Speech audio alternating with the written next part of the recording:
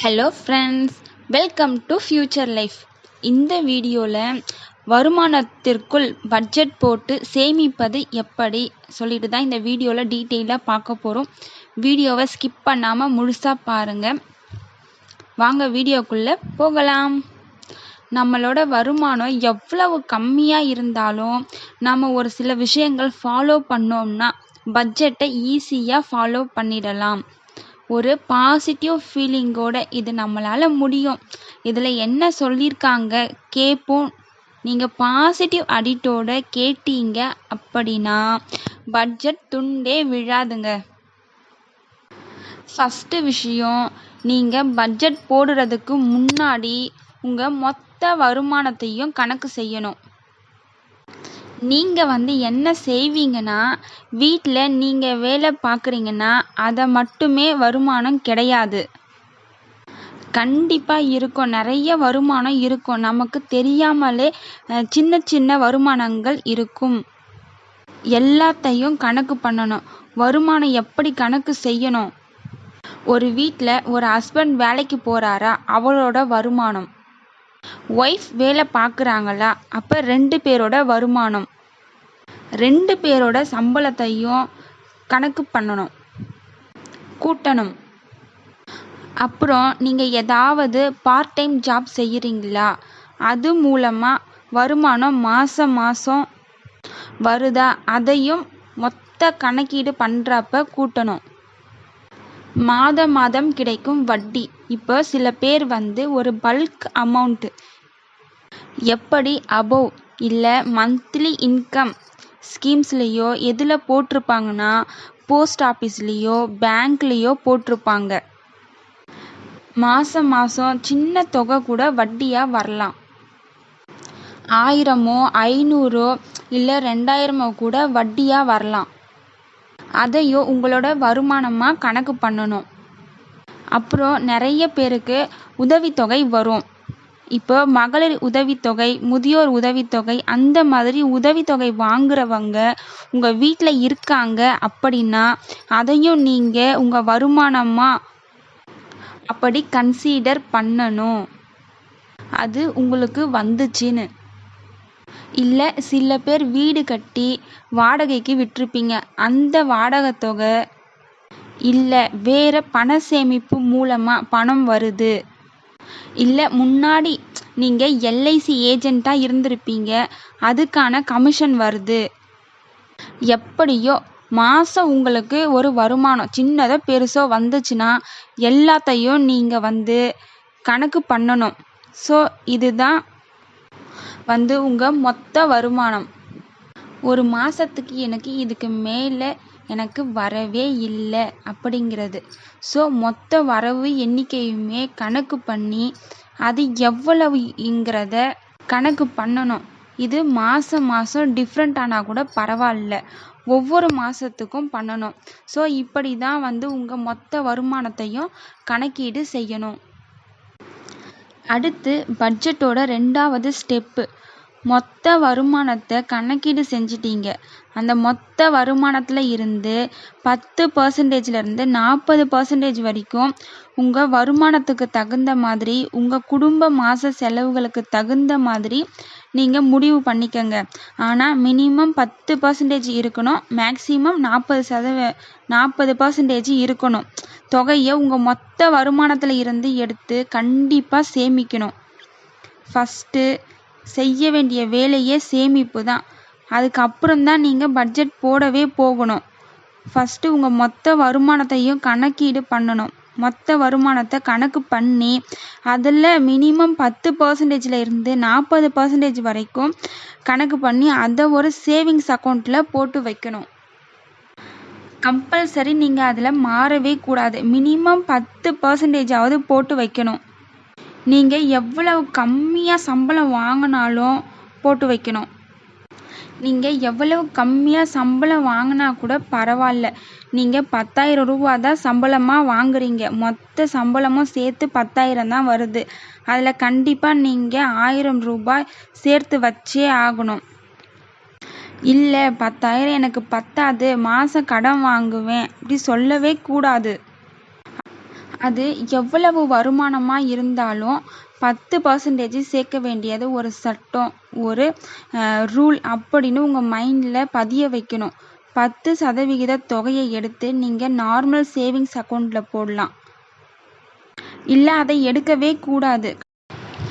கண்டிப்பாக நான் எடுக்காமல் இருப்பேன்னா வச்சுக்கிடுங்க. இல்லை நான் எடுத்துருவேன்னா ஆர்டியில் கண்டிப்பாக போட்டுருங்க. நீங்களாகவே ஒரு கமிட்மெண்ட்குள்ளே சிக்கிடுங்க.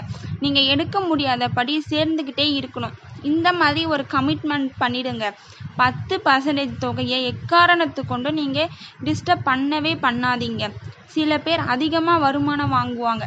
அப்போது என்னால் 20% நான் சேர்க்குறேன், 30% நான் சேர்க்குறேன், மேக்ஸிமம் 40% வரைக்கும் நீங்கள் சேர்க்கலாம். ஒருத்தர் 80,000 சம்பளம் வாங்குறாரு அப்படின்னா 40% தாராளமாக சேர்க்கலாம். அவங்களோட செலவுகளை கம்மி பண்ணிக்கணும். அது மாதிரி வருமானம் கூட கூட உங்களோட சேமிப்போட சதவிகிதம் நீங்கள் கூட்டிக்கலாம். அதில் தப்பே கிடையாது. பட் 10% கீழே நீங்கள் குறைஞ்சிடாதீங்க. அதில் உறுதியாக ஸ்ட்ராங்காக இருக்கணும். இந்த வேலையை பண்ணினதுக்கு அப்புறம்தான், இந்த 2 விஷயத்த பண்ணினதுக்கு அப்புறம்தான் பட்ஜெட் போடவே போகணும். 2 விஷயத்த நீங்கள் செஞ்சதுக்கு அப்புறம் 3ஆவதாக செய்ய போகிறது தான் உண்மையான பட்ஜெட். மிச்சம் இருக்கக்கூடிய 90% தொகைக்கு பட்ஜெட் போட போகிறீங்க. அந்த 90% தொகையை வச்சு தான் பட்ஜெட் போட்டு உங்களோட முழு மாத செலவுகளையும் 90% தொகைக்குள்ளேயே நீங்கள் சமாளிக்கணும். இதுதான் இப்போதைக்கு உங்களுக்கு சேலஞ்ச். நான் 90%ங்கிறது 10% சேமிப்பு எடுத்து வைக்கிறவங்களுக்கு.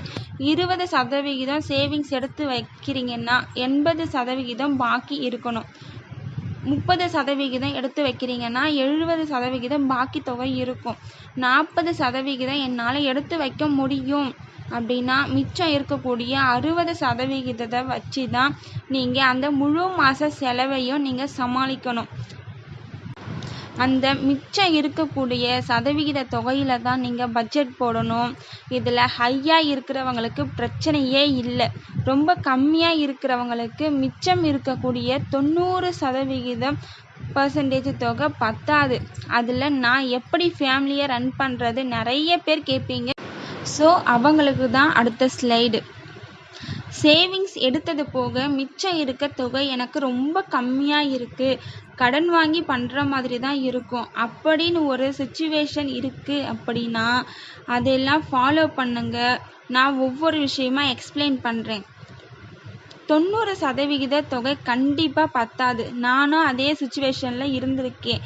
அப்போ என்ன செய்யணும்னா 90% தொகையை வச்சு தான் பட்ஜெட் போடுறப்போ அவசிய செலவுகளுக்கு மட்டுமே நீங்கள் பட்டியலிடணும்.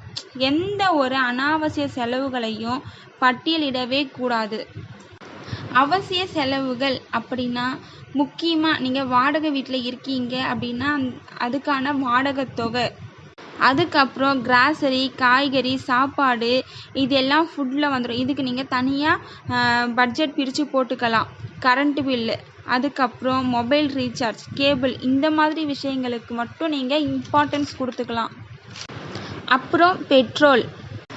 இது இல்லாமல் நான் நியூஸ் பேப்பர்லாம் அனாவசியம்தான். மொபைல் இருந்துச்சுன்னா அதுலேயே நியூஸ் பேப்பர் படிச்சிக்கலாம். ஸோ அதை கட் பண்ணுங்க. ஸோ எதெல்லாம் அனாவசியமோ அதெல்லாம் கட் பண்ணிக்கினே வாங்க. நீங்கள் ஒரு ஆஃபீஸில் ஒர்க் பண்ணுறீங்கன்னா உங்களுக்கு நெட்டே தேவை கிடையாது, உங்களுக்கும் இன்டர்நெட்டுக்கும் தேவை கிடையாது. பட் பொழுதுபோக்குக்காக நெட்டு வச்சுருக்கேன்னா அதை கட் பண்ணுங்க, அது தேவை இல்லை. ஸோ எதெல்லாம் அனாவசிய செலவுகளோ அதெல்லாம் நீங்கள் கட் பண்ணினே வரணும். முக்கியமாக நீங்கள் ஃபுட்டுக்கு இம்பார்ட்டன்ஸ் கொடுக்கணும், குழந்தைங்களோட ஃபீஸ்க்கு இம்பார்ட்டன்ஸ் கொடுக்கணும். அதுக்கப்புறம் இபி பில் அந்த மாதிரி பில்ஸ்க்கு, இபி பில் ஆகட்டும், இஎம்ஐ அதுக்கெல்லாம் இம்பார்ட்டன்ஸ் கொடுத்துக்கலாம். இதெல்லாம் அனாவசிய செலவுகள்னு சொல்லவே முடியாது. இதெல்லாம் அவசிய செலவுகள். அவசிய செலவுகள் மட்டுமே பண்ணியும் எனக்கு துண்டு விழுது அப்படின்னா கண்டிப்பாக சிக்கனத்தை கடைப்பிடிக்கணும். கிராசரியில் தேவையில்லாத கிராசரியை வாங்காதீங்க. காய்கறிகள் அளவுக்கு மீறி வாங்காதீங்க. நான்வெஜ் எடுக்கிறப்போ அளவுக்கு மீறி எடுக்காதீங்க. ஸோ சிக்கனத்தை பயன்படுத்தணும். அவசிய செலவுக்கே இங்கே தட்டுப்பாடாக இருக்குன்னா கண்டிப்பாக சிக்கனத்தை பயன்படுத்தி தான் ஆகணும். அதுக்கப்புறம் வாடகை கம்மியாக இருக்கிற வீட்டுக்கு போங்க. சம்பளத்தில் பாதி வாடகை கொடுத்துட்டு வயிற்றுக்கு ஒன்றுமே சாப்பிடாம இருப்பீங்க. வாடகைக்கு எவ்வளோ குறைச்சி பார்க்க முடியுமோ பாருங்கள். வாடகை முக்கால்வாசி குறைஞ்சிடுச்சுன்னா அமௌண்ட் அவைலபிளாக இருக்கும் உங்ககிட்ட. இதில் அனாவசிய செலவு எதுன்னு கண்டுபிடிக்க முடியலை அப்படின்னா ஹஸ்பண்ட் அண்ட் ஒய்ஃப் 2 பேரும் உட்காந்து அவசிய செலவுகளை எழுதி வச்சுருப்பீங்கள்ல, அதை எடுத்து பாருங்கள். எது அவசியமோ அதை ரவுண்ட் பண்ணுங்க, எது அனாவசியமோ அதை பட்ஜெட்லேருந்து எடுத்துருங்க. இதில் மனைவியோட மைனஸை ஹஸ்பண்ட் சொல்லணும், ஹஸ்பண்டோட மைனஸை மனைவி சொல்லணும்.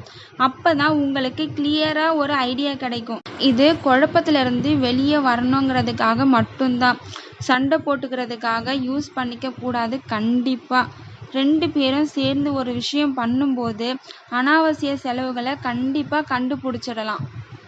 எப்போ பாரு சிக்கனமாக இருக்கணும், பட்ஜெட் போடணும், பிடிச்சதை வாங்க முடியலை, ஆடம்பர செலவு பண்ண முடியலை, என்ன வாழ்க்கைன்னு வெறுத்து கூட போகிற மாதிரி இருக்குன்னு நினைக்கிறீங்கன்னா உங்கள் சம்பளத்தை இன்க்ரீஸ் பண்ணணும். உங்கள் வருமானம் இன்க்ரீஸ் ஆகுற வரைக்கும் நீங்கள் பொறுமையாக இருக்கணும். இல்லை எனக்கு பொறுமை இல்லை, வாழ்க்கையை என்ஜாய் பண்ணியே ஆகணும் அப்படின்னு ஆசைப்படுறீங்கன்னா நீங்கள் யோசிக்காமல் உங்கள் வருமானத்தை பெருக்குங்க. அதுதான் பெஸ்ட்டு மெத்தட். நான் இதில் சொல்லியிருக்க 12 விஷயமும் உங்களுக்கு ரொம்ப யூஸ்ஃபுல்லாக இருக்கும்னு நினைக்கிறேன். இந்த வீடியோ உங்களுக்கு பிடிச்சிருந்ததுன்னா லைக் பண்ணுங்கள், ஷேர் பண்ணுங்கள். மறக்காமல் நீங்கள் இன்னும் இந்த சேனலை சப்ஸ்கிரைப் பண்ணலைன்னா சப்ஸ்கிரைப் பண்ணிவிடுங்க. தேங்க்யூ ஃபார் வாட்சிங்.